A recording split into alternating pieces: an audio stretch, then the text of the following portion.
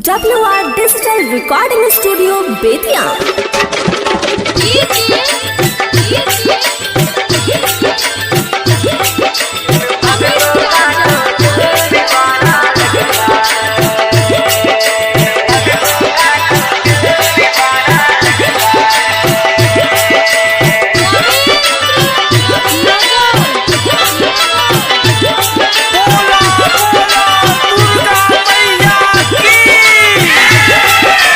मैया का मुखड़ा सुहाना लगता है, इन भक्तों का तो दिल दीवाना लगता है।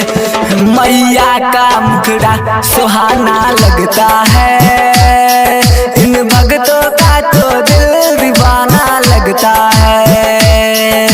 मैया का मुखड़ा सुहाना लगता है, इन भक्तों का तो दिल दीवाना लगता है।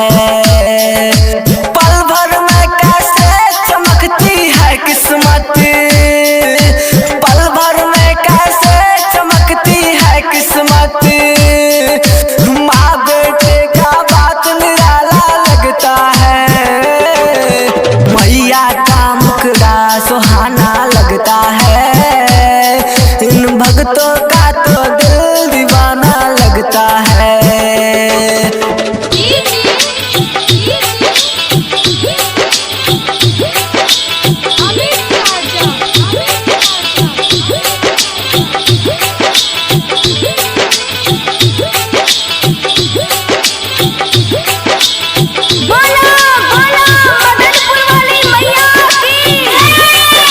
सात बहना आती है भक्तों के घर, प्यार से पूजा होती है हर घर।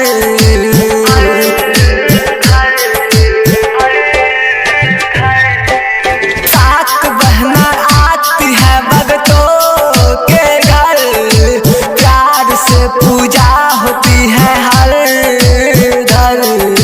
मैया आती है और चली जाती है, इसलिए भक्तों का दिल भी टूट जाती है। मुश्किल रस्मों को निभाना लगता है, भक्तों का तो दिल दीवाना लगता है। मैया का मुखड़ा सुहाना लगता है, इन भक्तों का तो दिल दीवाना लगता है।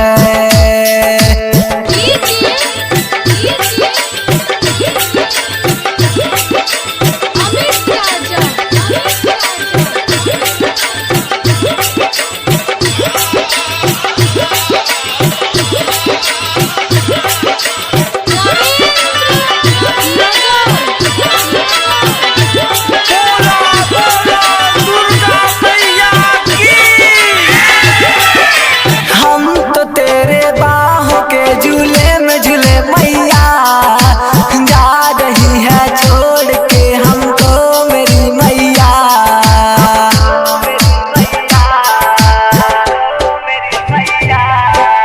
हम तो तेरे बाहों के झूले में झूले मैया, जा रही है छोड़ के हमको मेरी मैया।